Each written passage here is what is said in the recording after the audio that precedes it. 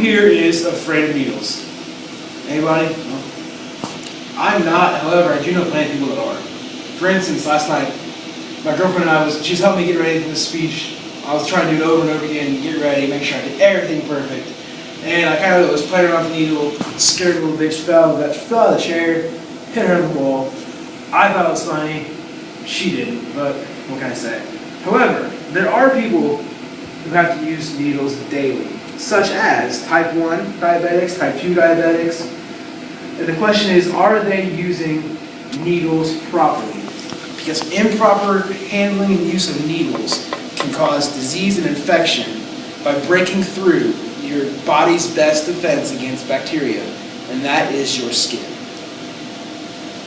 Did you know that right now there are over thousands upon millions of bacteria just living, crawling, eating on you, just taking a poop where it wants? And without your skin, you would be just a walking, talking blob of infection. And the thing is, whenever you inject yourself with a needle and go bypass your skin, you are pretty much breaching the walls of Jericho when it comes to infection. And now that we established that and the dangers of needles, let's get down to business, and I will teach you how to properly use a needle. Here we have a syringe. This is our solution. It says vancomycin, but it's just water. Can't really bring that with me. And here we have a needle. These have all already been used and opened. An actual sterile needle and a sterile vial will be closed, and this will actually have a cap on it.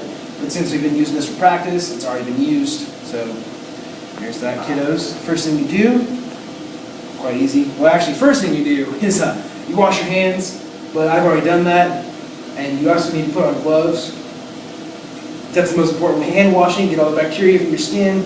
Put on your gloves properly. You never touch the outside of your gloves. Anybody here is at nursing school or like that, you have to do it correctly. Don't touch the outside, go in, and then, anyway, it's very complicated. I always get my thumb in the wrong hole. It's terrible.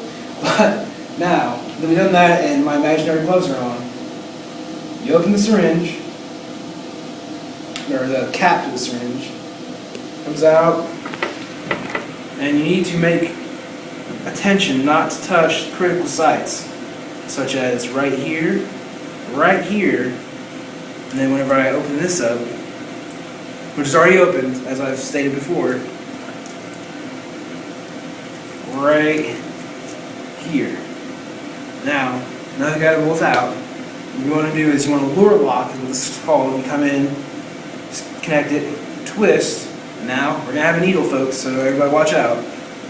Got a needle. I'm gonna put this down here. Be sure to keep this in plastic as to hopefully keep away as much germs whenever you put it back in.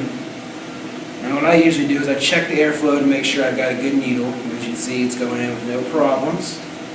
Everything's fine. Alright. And what I do is I pull out a little bit. Say I want 5 mils. That's what I'm at. I poke it in, and it may leak. It was kind of leaking last night when I was trying to mess with it. It's because it's been stabbed so many times. So you inject it, and then push it up. And what it should do is the pressure should push back. As you can see, it's leaking a little bit. So now I'm going to try to, without touching any critical sites, I'm going to pull back my 5 mLs, hopefully. It's leaking everywhere, so it's getting a little wet. Anyway, pull back your 5 mLs, and then make sure you have exactly 5. You don't want more. And there you go. It's ready to be injected into whoever or whatever. You know, nice little. Just kidding. Anyway, now that that's over. In conclusion,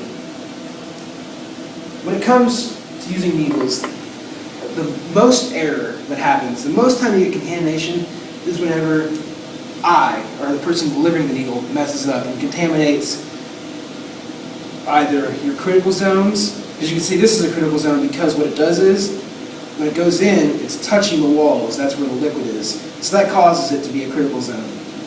Because you can still have bacteria on your gloves even though you didn't touch anything. So whenever you see Grandma, Grandpa, Uncle Joe, Aunt Betsy, Susie, whatever, got a big family, getting ready to take their insulin, and just make sure to check to make sure that they know the proper way to do it, because you do not want them to breach those walls of Jericho and infect their skin, because that's the only thing you don't need. Because if you want a clean bill of health and not to use any more needles, make sure to use them properly.